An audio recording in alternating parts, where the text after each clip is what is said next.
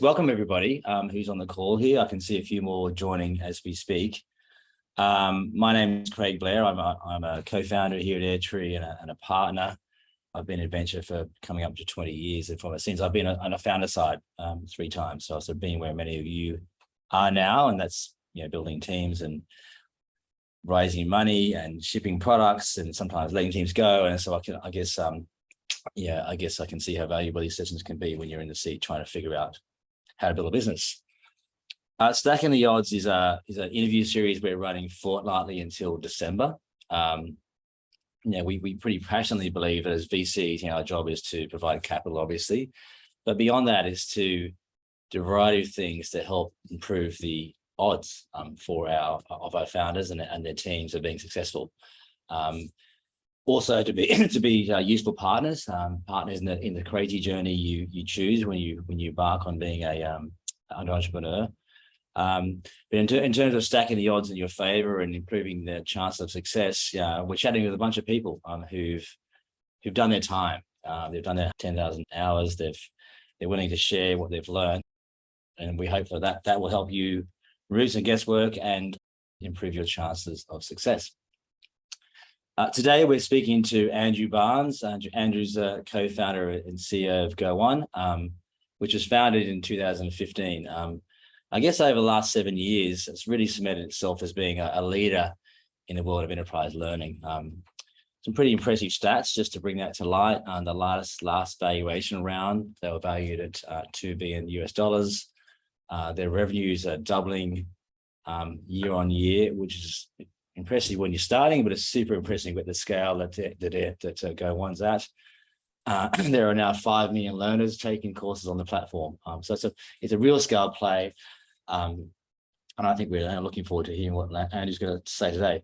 I met Andrew in 2016. We've had the privilege of investing several times over the last few years. I guess the perennial question we always get is it sort of team or market to find a successful outcome in venture, and I think the real answer is both. And I think Go1's a great example of that. We've watched Andrew and his team, very talented, smart, sort of strategic thinkers, morph our business really from a sort of software platform into a strategic content play by leveraging partnerships, and we're really pioneering a new way of thinking about aggregation within the learning space. So I'm excited to hear Andrew, and welcome, Andrew. Thanks, Greg. A little bit of housekeeping. We're going to have some time for Q&A at the end. We want to make it live and interactive though. So if you've got burning questions as we're flying through, I know Andrew's happy. I'm happy to riff off and take questions to make it more conversational rather than hearing us chat away. So fire questions in the chat and we'll pick them up as we go. To set the scene. So Andrew, you've got Go1's got the mission of reaching 1 billion learners. You're doing north of $100 million in ARR at the moment. I think it's correct me if I'm wrong, someone completes a lesson on Go1 every 1.3 seconds. So it's pretty impressive at scale, as I said. Just get us off. What's the role that partnerships have played in that sort of journey that we just talked about? Yeah, good question. And for us, you can sort of think of partnerships in 2 categories. We think of our supply side partners because for those that are not familiar, Go1 helps organizations train their staff, meet compliance training requirements to help reskill and upskill their team. Maybe it's sort of running an emerging leaders course or other topics of that nature. And also for organizations that want to invest in L&D to attract and retain talent. And we do that not by creating any content ourselves, but by licensing and bringing to bear content from a long list of providers, a lot of brand names that people might know, be it Coursera, edX, Pluralsight, Skillsoft, Harvard, and others, but also very sort of niche industry geo-specific providers as well. So when we think of partnerships, we think not only of the supply side, those content creators that we work with, but also importantly, and I think where this talk will probably veer towards, is the demand side partners. When we go to market, it's not only through our own channels, it's not only through our own sort of software application, it's through other players in the ecosystem. And so for us, that's the likes of learning management systems, HRIS vendors. it's some of the consulting firms, be it EY, Accenture, PwC, and others that act as channel for us. And so partnerships is a bit of a broad term, and looking forward to the discussion today to really unpack what that means for us and some of the sort of pitfalls and bruises that we've learned along the way as well. Okay, I know at the end we've already had some pre-submitted questions about how do you get this whole partnership thing started. I think you might have told me a while ago that you hadn't really thought deeply about partnerships until you got a cold outreach from LinkedIn, so from a fairly senior person at a global company saying, "Hey, should we work together?" So, how did things get started for you, and how did you take that conversation into now partnerships with the edXs and the SAPs and all the names you just mentioned now? Yeah, and thanks to everyone who have pre-submitted questions, as Craig mentioned before. Also, feel free to chuck them in chat. So for us, we sort of built out, even from day one, a view that we were this content marketplace. And when I look back at the original deck that we put together in 2015, that's always been core to our sort of strategy. But probably in 2017, 2018, we had a cold message in my LinkedIn inbox where a co-founder of a large learning management system reached out and said, "Look, in some ways we know we compete, but really at the core of it, Go1 has this great sort of library of content. You can sort of think about it as sort of all these books in this sort of library. And fundamentally, as a learning management system, we sort of act as a bookshelf. And so like, wouldn't books and a bookshelf make sense together as a joint proposition?" And it was really then that sort of a bit of a light bulb moment sort of switched on to think about, as we think about serving our customers better, do we really want to differentiate on two fronts? Do we need to differentiate both on the quality of the content and the ability to help match supply demand and find the needle in the haystack, and on the LMS and HRIS front? Or do we really want to concentrate on one of those pieces and then partner with other players in the space? So that was the trigger around it. And once we sort of had that realization, we thought, actually, there's a much greater opportunity here if we can sort of focus on our respective strengths and then dive in to it together. And so maybe just to weave in one of the questions that I just saw in chat around how do we think about partnerships with competitors? For us, we very much try and focus on sort of being a neutral player in that space and being that horizontal layer. So when we think of the supply side, we don't create content. We don't want to be in there competing with our partners. And equally on the demand side, when we made that decision to go in and partner with that LMS and subsequently with other vendors in the space as well, we don't want to then push a user to use our system over theirs. We want to make sure that we're focusing on something which is quite unique in that point of differentiation, being that sort of content layer. And sometimes we do see a customer come to us saying, "Look, I'm evaluating between using company A, B, or C, and they're all Go1 partners." And there's a little bit of channel tension there, but because we can sort of be that neutral party, it's stood us in good stead. And Andrew, that's a great question. Thanks for the person who asked that. I think this is more complex and nuanced than I think that you could appreciate. So I think you're painting this picture of trying to be the Switzerland of partnerships. So you're not. You really are the sort of the usual players, you said, but that's easier said than done. And I think part of it, I think what you guys have been very clear about where you're playing and where you're not playing. So can you maybe just pull that out about sort of how you become Switzerland and how the clarity of thought, clarity strategy plays into that? Yeah, and I think it's sort of, for us in particular, thinking about where we want to play and being really consistent in how we communicate that externally, but also internally. It's not just something where in this world you can sort of say one thing externally and then sort of be trying to undermine partners internally. It needs to be sort of a really genuine position for the business to take.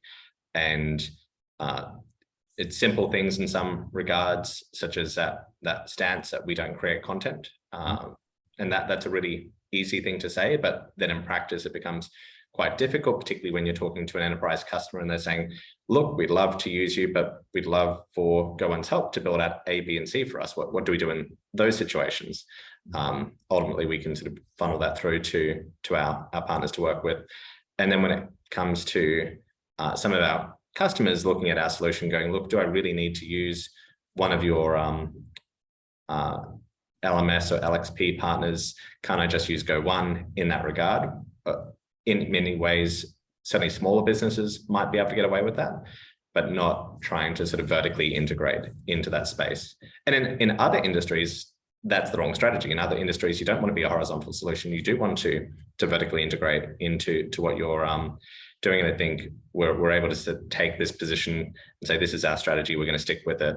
And it creates trust that only time can sort of really build that up over time. And if you sort of behave consistently in that regard for a number of years, and then the partnerships continue to grow and sort of add value to everyone involved. Yeah, great. Thanks, Andrew. And I think the other thing is a journey into the partnership, just going to continue that thread of how you start with a call LinkedIn.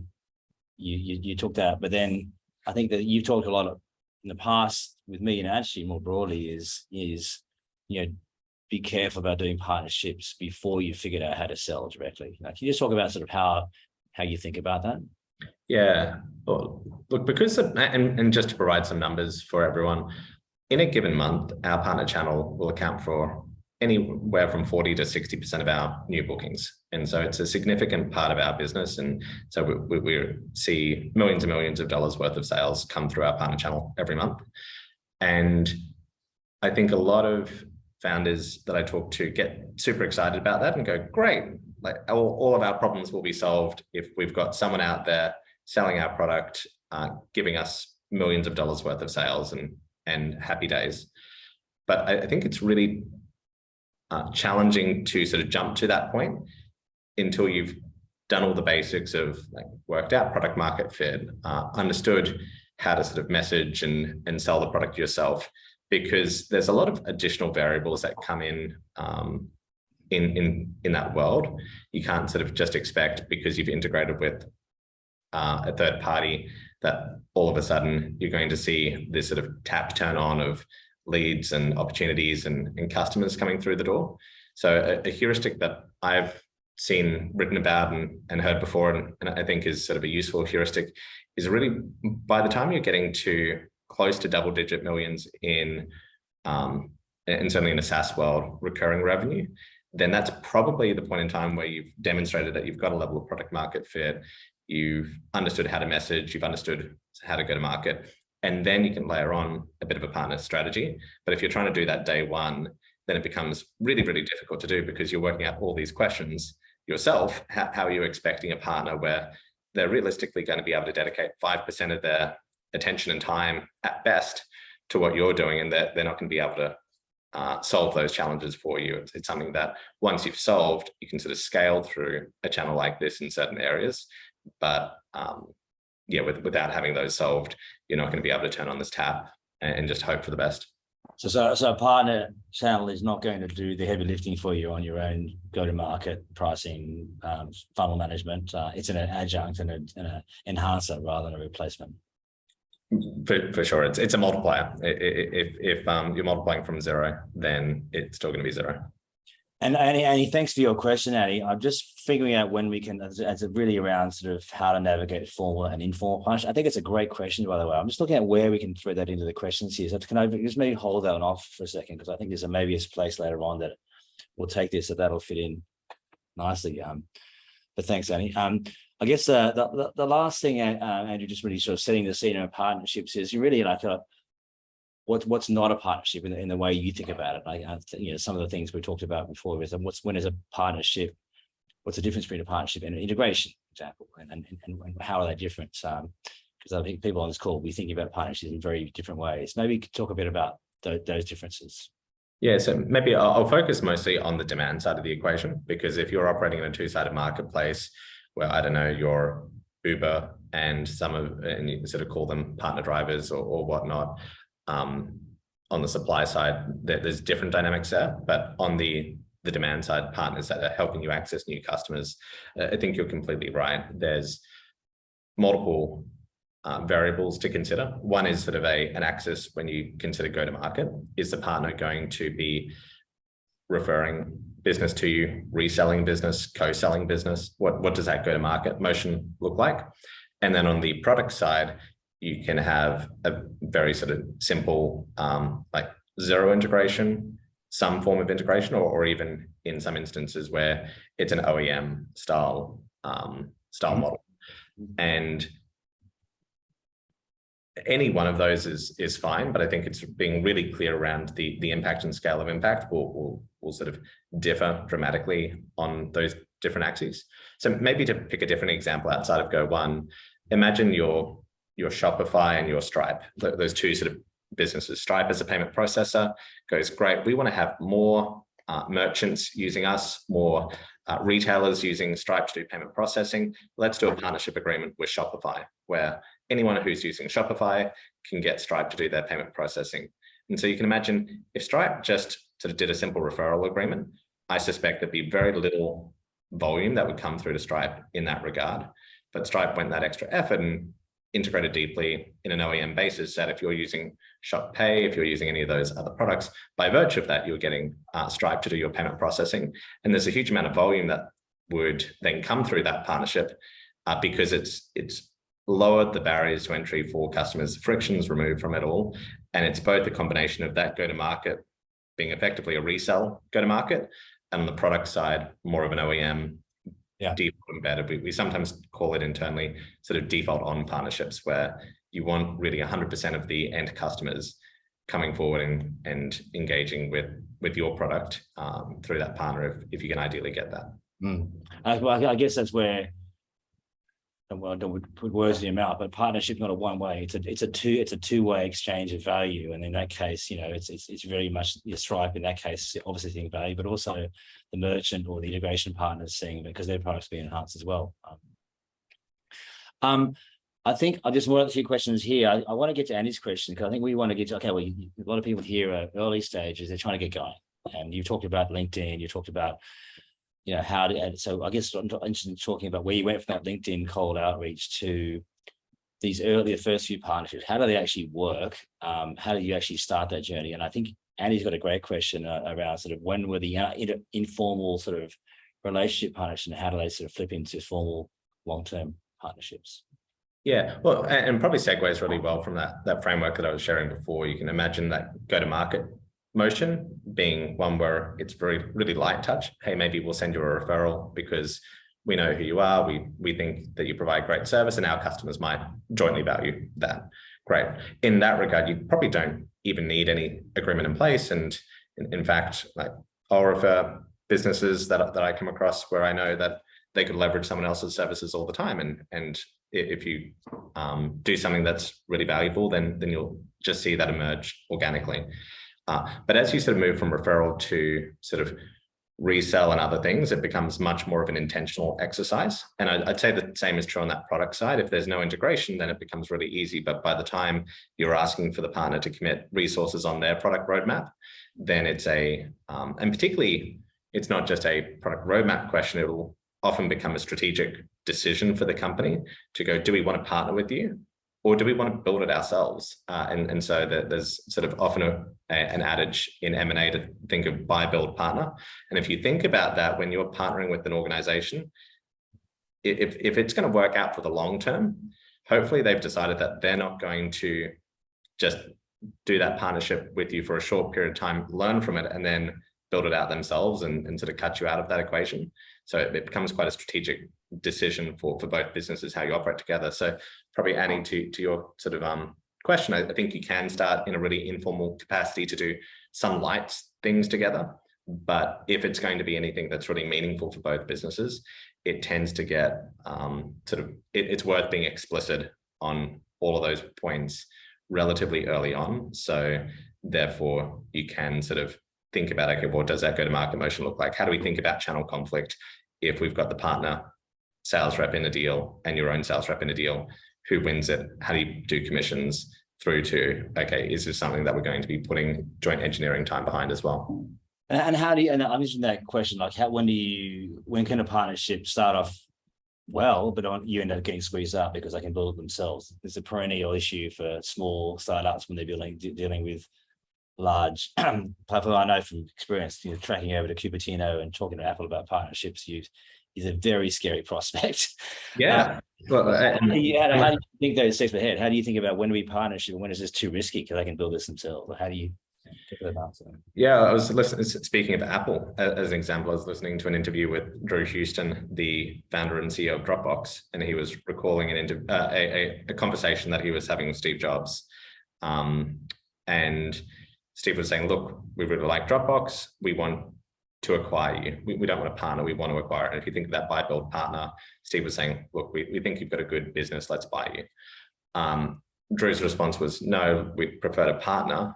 We'd prefer to work together." And as soon as Drew Houston said, "Look, we're not for sale," Steve just turned on a dime and said, "Look, I don't think you've got a good business anymore. I think you've got a feature, not a product." And then obviously iCloud now exists. OneDrive, Google Drive, all these sorts of things exist. So I think in that regard, it's less around the risks of partnerships per se, and it's more what are the moats that the business has will dictate what the best next alternative is for a party that you're working with. And I think it's just about eyes wide open in that regard. And sometimes you need to take a little bit of risk, and we've certainly taken a little bit of risk as we've gone on that journey, but we've always done it in a considered manner to go, well, what are we exposing when we partner, and what are we not exposing when we partner, such that we can provide great value, but we don't want to be commoditized in that process over time. Yeah, and I think I just want to double click on that point there, sort of when you're a feature or a product, and I think you use those words quickly, but I think I would say one of the advantages of being a VC is we're trying to think about defensibility. Think about when is a feature, when it's a product, when it's a platform, are there inherent defensibility around the model aggregation theory, for example? I think that's something that I'd urge anyone to think about when you're partnering, because that's effectively the core base of your business anyway. You should have that answer anyway, but when you're dealing with large sort of incumbents, it's bloody important to have that pretty crisp. We actually got a question on that before this session around you're working with large players. Your example with Apple's a good one. Obviously, you don't want to get left hanging because your product's actually a feature. But I also think the opposite is sometimes true, when people feel like they don't have much to offer. They're talking to a large player, and why would they want to deal with them? Can you talk about some of these bigger players you talk to, many times bigger than you? Why would they talk to you, and what advice would you give to people on this call? Yeah, certainly some of the larger players can be bureaucratically difficult to deal with. They've got, I don't know, security standards, procurement standards, other things that will make it sort of slower and difficult to deal with. But oftentimes they'll enjoy working with a small startup because you are going to be so much more nimble than they are. And if there's a pain point that their customers are experiencing, you might be able to react to that and help solve that for them more quickly than they could otherwise do that internally. And so we've had situations, particularly with, say, Workday, Oracle, and Microsoft, where they've come to us saying, "Look, we've got this pain point. We just can't sort of, it's not $1 billion of pain, so we can't prioritize it, but it's probably like tens of millions of dollars worth of pain. That's probably something that we could partner on." And so I think there are definitely sort of pros and cons, and one of the things to consider when you're dealing with that sort of 800-pound gorilla is just it can be slow. Definitely don't go in imagining that just because they're massive, you're going to get 1% of their customer base. That's not a given. But there are some benefits of being sort of a startup engaging in that regard, because you can probably iterate and move much more quickly. And for some of the people that you'll be working with at those organizations, that'll be a breath of fresh air and something that they'll want to leverage and benefit from themselves. Got it. I think just continuing that thread. So you're in there, you've made the decision that your product is defensible and it's hopefully worth their time because maybe it's subscribe for them. But you still got to build a relationship, right? And I think, one of the things that jumped out, I think when we did due diligence on you many years ago, I think one of the partners that we spoke to, mentioned when I was introduced to Go1, I liked them, and when I started working with them, I loved them. And I know that's been a feature of how you work, how being easy to work with, being quick to move, Can you just, I guess, for the people on the call, how do you become an easy partner to work with? How do you build those relationships within the organization over time? Yeah, if I go back to that example of Stripe, I think Stripe's probably done it the best in that regard to really be intentional, to say we want to focus on the documentation, we want to focus on the pricing, we want to focus on every part of the business to make that work for partners to leverage. And for us, because this is a channel that now accounts for sort of half of our bookings, we think it's a really important channel. We'll invest the time from sort of a personnel perspective, from a product perspective, in all the things we do around that. And so that's again why I'd sort of say it's not something that you can really jump in half-baked.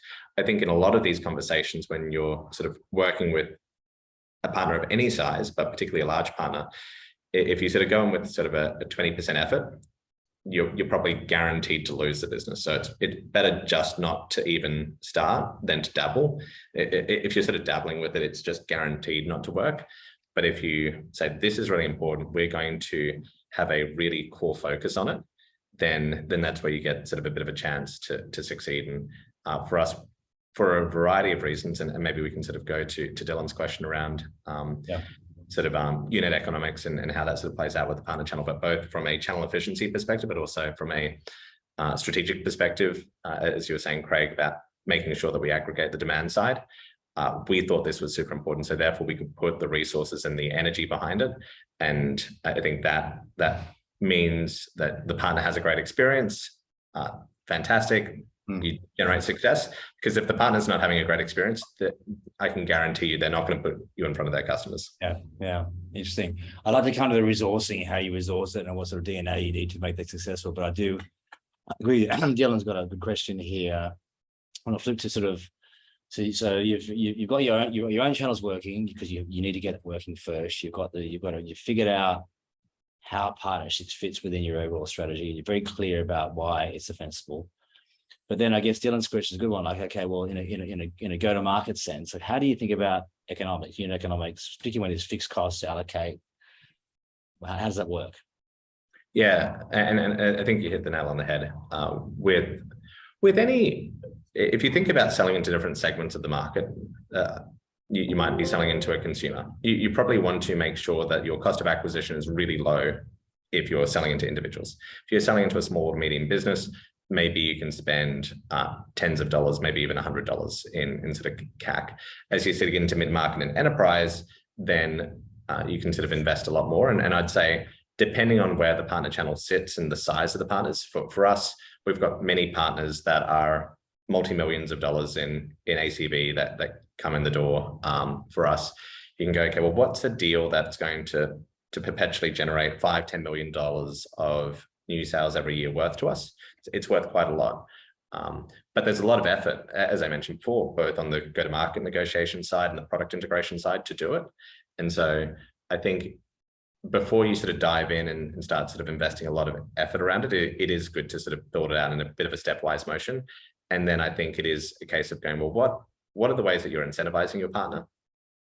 Are you paying them a commission? So for us, for example, if a partner is reselling us, we don't need to worry about commission. They can sort of add a bit of margin on the top. But if they're referring us, maybe we'll pay them the same commission that we would otherwise pay to our account executives.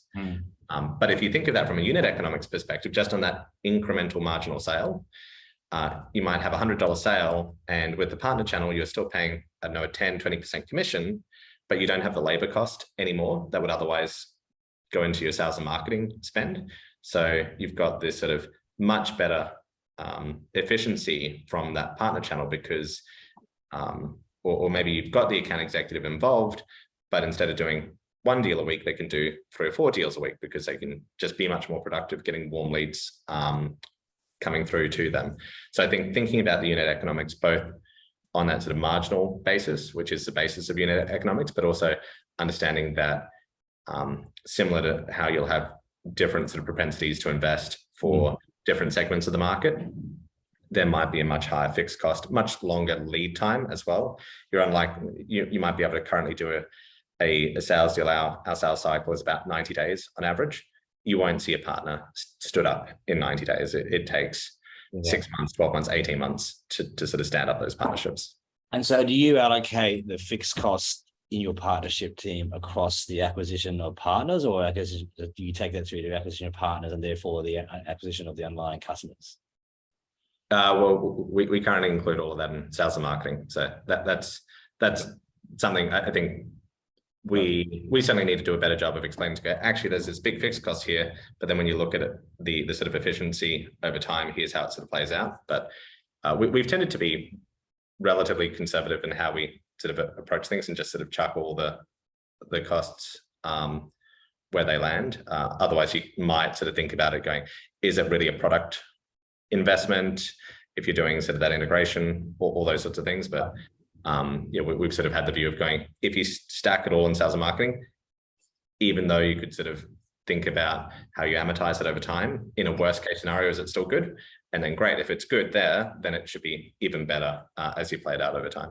Got it. So just trying to give Dylan's question do it justice. So when you're trying to evaluate different channels, different costs of acquisition through different channels, you're just like, is it good enough? You're not looking to necessarily compare social media demand generation through partnership channels. They're both good enough, and there might be a bit of a lead between the two.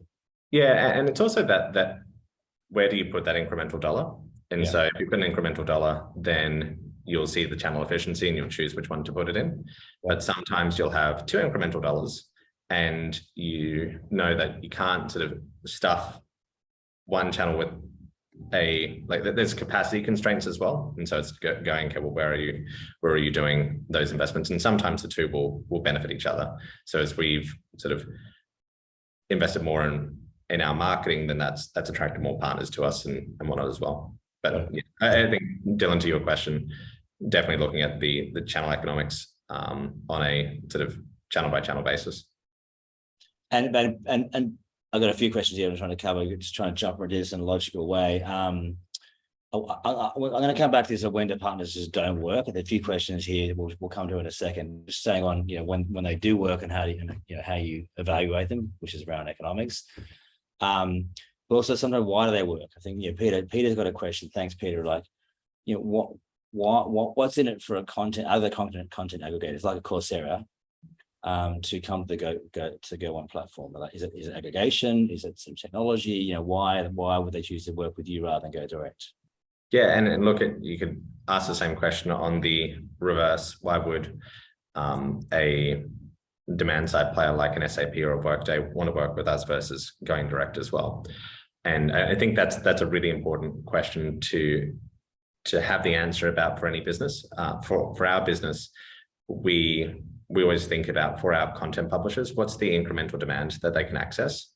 And where it started for a lot of the large brand names that I mentioned, be it sort of a Skillsoft or a Coursera or an edX, is they've got sort of their own sales and go-to-market teams that will work well in the enterprise segment, but getting access to small to medium business, getting access to that long tail of demand can be really expensive, really difficult. And so sometimes what we'll do is we'll say, look, here's an area where it's non-competitive, where we don't sort of risk cannibalizing existing business. Here's a way that we can win-win together. And if we sort of demonstrate that we can win-win together in that segment, then it becomes far easier to then open it up further and further over time. So like one of the largest players in the space, big publicly listed business, north of 700 million US in revenue, they came to us 3 or 4 years ago and said, look, we'd like to partner just in SMB, just in Australia. And so we said, fine, we've got ambitions that we can do more, but let's demonstrate that we can get some runs on the board there. We did that. The next year, they expanded to a broader territory, and now it's a global deal. So I think it's just how can you demonstrate that you're trustworthy, that you can generate win-wins, and doing that over time, I think makes it easier for someone to deepen that relationship. And I think I just want to pick up on that because Lance has put a question on here. How do you sort of take the first contact? But I take Lance's question about how do you take that first conversation to large players, and then how do you build that trust that you needed from that, using that example, from a small trial, if I can call it that, into a large sort of multi-regional partnership. So yeah, First contact trust, how does that work in practice? And maybe the direct answer for Lance as well is, if you've got the customer demanding this, that's the strongest advocate you can have. So if there's a party that you want to partner with, and there's a customer of theirs that wants you as part of that solution stack, that should be compelling. Even better if you've got a dozen or more customers that are joint customers. And I think that's a really good way of parlaying into that sort of first sort of relationship with that partner, because they will want to serve their customers just in the same way that you do. And so if you can sort of demonstrate that you've got that overlapping customer demand where customers want that partnership to be in place, then that's a really good way of doing that. And for us in those examples, we might have started with small customers, but then quite quickly it became large customers, and that they were the triggers to then extend it into different regions and different segments of the market to say, look, we now have this very large business where they want to use your services via us, but we can't currently do that. Can we extend our agreement to cater for that? Yes, that becomes a really easy conversation to have. Got it. And so I think Petco's asked a question which is following that. He's like, okay, well, what do you find yourself solving mostly for customers? Is it a commercial problem? Is it a vision? Is it alignment, product problem? What's the most common sort of problem, I guess, you're solving on behalf of the partner? Yeah, really good question. It can vary dramatically for different partners. So we have some partners where this is a really important driver of revenue for them. And so they look to Go1 as another part of their product offering where they can drive incremental revenue, and that's the most important thing for them. We have other partners that will pay for the cost of Go1 and bundle that in for free, just as a way of incrementally adding value to their customers. And they might view it more as a retention strategy to go, great, you're already a customer, here's something else that we're providing as value to you. So I think it's really important to understand what it is that the partner wants to see out of this. And one of the things that we found that is a bit of a risk is when you're talking to multiple parties within that partner organization and they have different priorities and different goals. Because you might be talking to, I don't know, the sort of manager or VP of XYZ, and they might be saying, look, I need to do this for revenue related reasons. Like that's the most important thing. And the CEO is saying, no, we want to do this just to sort of maximize the engagement and to make sure that we've got the loyalty of our end customer. They're a little bit incompatible in the sense that if the CEO priority was taken seriously, then you just bundle it in and that partner would pay for the services rather than charging an incremental price. But that may not line up with the KPI or the sort of bonus metric that the VP has in that regard. So yeah, really important to understand what is the problem that you're solving. It can be quite different for different partners. Typically within the same category, it'll be the same though. So if you're talking to a partner within a category, then they'll probably have all the same incentive structures as another partner in that category. And then the second one is making sure it's clear to all the stakeholders you're dealing with within that one organization that this is what success looks like. Because if you can then demonstrate success, happy days. But if your definition of success is different to theirs, that creates tension. And Andrew, I'm interested in that's a really good call out. Do you, at a practical sense, would you recommend people on this call segment partnerships, be very clear about the give and get, if you like, in a partnership, and then also within an organization, as you say, that can differ between individuals. But do you actually map that out? Would you recommend people do that? We do now. We didn't do that for the first 3 years. So I think if it becomes an important channel, then you can sort of take it to that level of detail. Yeah. So we've got a template now where we map out who are the stakeholders, what success looks like. We now have a quarterly review with our partners where we're turning up with the largest partners saying, well, what does success look like for the next quarter? What pipeline can we expect? And then we sort of put that number down and we catch up at the end of and what are we all going to do to make sure we've got the best chance of success? What are we doing from a marketing perspective together? What are we doing in that regard? We catch up at the end of the quarter and go, how well did we go? Did we achieve those goals? And you can sort of view them as an extended part of your team. As you sort of get more maturity around the sort of different channels, you sort of take it to that level. Yeah, great. And Nita's asked a good question here. Thanks, Nita. Partnerships don't always work. And so I guess, tell us about, when partnerships haven't worked for you. And then, I guess, when did you pick it up? How did you know? What do you do about that? So how did you sort of call it out for the people on the call? Yeah, the partnerships that haven't worked have been the ones where we're really excited and the partner is not really excited. And if the partner's not really excited, you're just pushing it uphill. So we had the opportunity to sort of do an integration with sort of big shiny logos, and we do all the work and we sort of have the integration live. And because it's not a priority for the partner, it just sits on the shelf and doesn't get utilized. And so now we've got a really high bar to make sure that before we invest the time and effort, as I mentioned before, it can take 6, 12, 18 months to do some of these things. Let's make sure we've got the commitment from the partner that this is really valuable to them. So in some ways now, what we will often do is we'll ask for a pre-commit. So we'll say, look, we're about to spend 3, 4, 5 months of engineering effort to do this.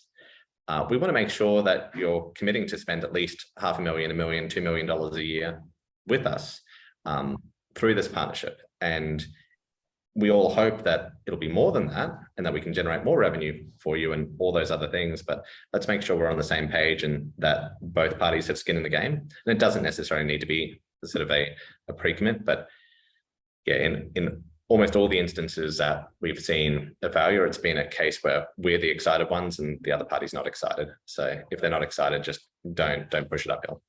And so that's an example where presumably you see that early on in the partnership. But are there examples where you've got in partnership, things are working well and something changes? There's a strategy change or a personnel change, and you need to spot that early and do something about it. Yep. And the other thing that we've often seen is where they're really excited, but the definition of success is to build a rocket ship and to do something which is impossible. And if we've all sort of not managed expectations to say, what does success look like, and make sure that we're comfortable that we can help them achieve it, that's also where it fails. Because sometimes what you'll see, and I suppose what I'm advising on this call is, don't get into partnerships until you've got your own mess sorted. Sometimes the party that you were talking to hasn't got their mess sorted, and they're trying to outsource their business issues to you, and they will try and sort of ask you to fix their broken business. Right. Don't do that. Like, don't sort of commit to sort of making someone else's business work for them, because if they've not been able to do that, then you're not going to be able to do that for them. Or if you can do that for them, you should be running their business. Fantastic. I'm just I got one follow-up question. Actually, she got a very specific question, but I'll cover that in a second. I got one more question before we dive into some of the things that have come through. One of the things we often see is in partnerships, particularly with big platforms, the ask from them can be quite material, particularly on the product side. You can end up with this sort of potentially forking your product or doing integrations or feature additions to make a potentially large partnership work, and you can end up with a whole mess in terms of your roadmap. How do you, how would you advise people to think about, when is it appropriate to add a feature or build an integration or do something that makes you easy to work with? Great. And when are you sort of drifting into, now you're sort of almost integration manager or integration partner forking your product roadmap? Yeah, I think, and it's the same for large enterprise customers. So when you sort of have a large enterprise account where they may be spending a lot of money with you, where they're an important case study for the business, you want to make them happy. The same is true for partners that are material as well. And I think there's a discipline to really try and take customer and partner feedback and go, well, what are the generalized versions of this feedback that I think map to our strategy? And so you might hear that someone says, I want feature X, or make the button move over here, or whatnot. But if you can sort of identify and normalize, well, what are the sort of underlying patterns that you think will matter for other customers and other partners, they're the things that you can prioritize, and you can make people feel really good that you're listening to what they're after and you're solving it in a generalized fashion. And it's important to solve it in a generalized fashion so you can support it over time, because particularly for partners that are investing in building out something out with you, they don't want you to fork the code. They might describe it as them wanting to fork the code base, but they want you to maintain it. They want to make sure that there's sort of SLAs behind it. And so you just need to sort of be really clear to go, look, this is actually in both of our best interests to avoid a situation like that. And then over time, what we now have is like a set of APIs where system integrators can build on top of it. So that's great. A partner or a third-party firm that they can hire can build out the customization that they want to do, but then they maintain that code. And so therefore you don't need to take on that sort of integration legacy. Yeah, got it. Interesting. And how do you do the sort of generalized version of that? Do you go out and speak to other potential customers? Do you build some sort of roadmap? Do you make how does your product manager make the case for why, you know, feature X request actually gets built into the stack? Yeah, well, maybe just on the org structure piece for a moment. Previously, we had product managers for partners. And then what we found is they were really incentivized to do whatever the partner wanted. And so what we changed that to was product managers for our end audiences to go, look, partners are really important, but we're not going to have a product manager for partners. We're going to have a product manager for our learners, a product manager for our creators, a product manager for the HR managers that use our platform. And all of those parties will use us via partners. And so suddenly, instead of the partner speaking to a product manager dedicated to them, they're speaking to a product manager who cares about all of our users in that base. And so that helps with the sort of generalizing the feedback to go, okay, well, you're talking to someone who necessarily has a much broader aperture that they need to think about when they're shipping that feature. And then it's all of those things that you mentioned. It's conversations with other customers, conversations with other partners. It's just, I suppose, doing the thinking sometimes without even needing to talk to someone to go, oh, look, that makes logical sense. Let's, I don't know, create an endpoint to allow someone to add a user or something like that. And David asked a question before the call related to this, is sort of, okay, his suggestion was, how do you manage exceptions or expectations, I think you meant. How do you manage expectations around partners doing pilots of your technology? So I guess maybe the high level question is, when would you do a pilot and how do you make sure you do them for the right reasons and for the right partners? Yeah, I think it goes back to that clarity around, is this important to them and is there that commitment and what does success look like? So I think it's entirely fine to consider doing a pilot where you've gone, okay, well, here's why we're doing the pilot. There's probably some questions that we collectively want to answer. We want to sort of de-risk the decision to go ahead with this. Let's be really explicit around what those questions are and what success looks like for the pilot. So there might be, if the pilot sort of demonstrates A, B, and C, then we're going to go ahead. And if you can get that in writing, that the partner is effectively committing to go ahead subject to A, B, and C, then I think you should feel much more comfortable investing in doing the work.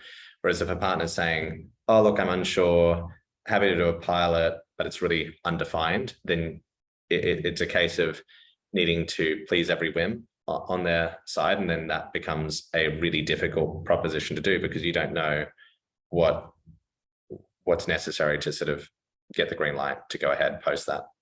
Got it. We've got a few minutes left and I just want to make sure we get everyone out of their lunch hour and back to work on time. So I think a couple of specific questions and I'll wrap up. Ashish has got a very specific question about an EdTech startup. I think really talking about sort of whether he should sell into schools or even tuition centers and how difficult is that to do. And then, or whether you should go direct to parents. I know it's a very specific, you have some experience in the space.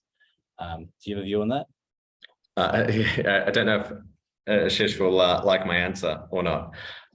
They're both hard. They're both really, really hard. So I'll explain why the B2C one is hard. So if you're selling a solution that targets year 10 to 12, let's imagine on average, you find someone in year 11. You, by definition of that product offering, only have them for 24 months. You will have 100% of your customers churn every 24 months. That is just brutal. So that is really, really hard to do. I know a couple of founders that sold, they've got an education offering that they sold into universities for university students. And a university degree might be 3-4 years. but like 100% churn at the end of that period. So I think B2C is really hard in that regard. So you might go, okay, great, let's sell to schools. Then the difficulty with schools is they don't have budget. They are often part of, certainly within Australia, you'll have sort of the departments of education in each state. You'll have independent school groups. You'll have the cath ed school groups as well. And so I'd say, rather than target individual schools, you might want to target sort of independent school groups or cath ed. And eventually you can sort of sell into government, but selling into government's really difficult in that regard. So I'm more than happy if it's helpful to sort of chat offline around the specific things, but when it comes to maybe generalizing the question a little bit, with B2C, just sort of think about, well, what's that churn profile, and particularly in education, if it's something where there's a limited time period where they need it, then that's just has some sort of headwinds that you're sort of facing. And then B2B, particularly with education, if you're selling into an individual school, then you have to have a really efficient sales motion, because the sort of contract values are typically not big enough. And if you're selling into school districts in the US or the departments of education here, they're just really long, protracted sales cycles. And we sell into schools, particularly for teacher professional development as opposed to student stuff. So we've got a whole team dedicated to that if Ashish wants to chat to them. And Ashish, I can add two more to that, if I may. We at Edge, we've invested into businesses that actually sell into schools. So Edrolo is one, and so it does professional, it basically does think of it as a textbook online, and then Inquisitive, which is run by the founder of athletics. And I think there was a world where Viz would have scoffed at the ideas of selling into schools for all the reasons that Andrew alluded to. I would say in the last 5-6 years that there is more budget, more willingness to experiment, more empowering of principals to sort of try new things. So I think it's not zero. There's certainly examples out there of companies selling products into schools, which is new. Yeah, and I shouldn't be so negative. We do have a good school market as well, and it's a growing market. It's actually one of the most efficient. It's just, I think, being thoughtful around how you do it, because it'll be a different strategy. And I'm not sure if Edrolo sells to individual schools or to the departments. They're quite different strategies. I'm going to try for one more, Andrew, and then I'll wrap up. And I think I'll just take Anita's actually in the thread, because I think it relates to something you do where you roll actually. How do you partner with professional services firms, these consulting firms? And you do this, right? So I think you can have some very specific answers here. And I think I'll just have a couple of minutes and then wrap up. Yeah. So for this, at least my experience has been, it's really helpful if they want to partner with you, because professional services firms and the large consulting firms are, some of them are partnerships still. And so that there's not sort of some central decision-making body. It's sort of each country will operate by themselves, and they need to sort of convince lots of different parties to do things. And so you might have success engaging with some local partners at some of the sort of big four, and that'll be great. But then that'll be a totally different sort of decision-making framework for a different country, even within the same sort of brand name. And so if you can find that there is a group strategy where you help answer that group strategy, then that becomes really powerful, because they'll then help you get into all of the other member firms across that network. So I think sometimes a group strategy is very, very different to what each individual sort of partner firm wants to do. We're coming up to the end now, so I might just see if I can wrap up here and try and sort of play back what I've heard. I think hopefully, well, thank you for all your questions. Firstly, I think that it was useful, much more interactive, which I think makes a difference. I think what I've heard here is, is partnerships can be tremendously powerful, and I've seen that play out in Go1. However, to make them work, you've got to be really crisp on sort of where partnerships sit in the overall strategy. Be very clear and crisp on the give and get for a partner, and within the partner. There's sometimes individuals within a partner might be different.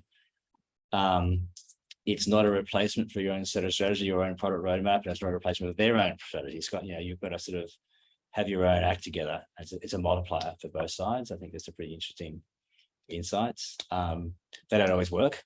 And they don't always work. What I've heard is when people don't care enough or they don't want it enough, they don't always work when things change, I guess. And the sort of Dropbox Apple is a scary experience, but done well. And I think what you demonstrated doing very well with a very clear strategic vision, a very sort of crisp idea of, as I said, the give and the get. So where it sits, it can be a massive driver. And I think that the one thing for us, I'd sort of come back to when we first looked at the investment decision for Go1 many years ago, I think there was one or two of our partners were sort of a bit skeptical of a partnership. They hadn't seen it work because they've seen it work in the sort of system integration space, which is not very interesting at all. And I think what you proved is it can work very well. So thanks, Andrew. And thanks everyone for the questions. Yeah, thanks everyone for the questions, and thanks, Craig, for moderating.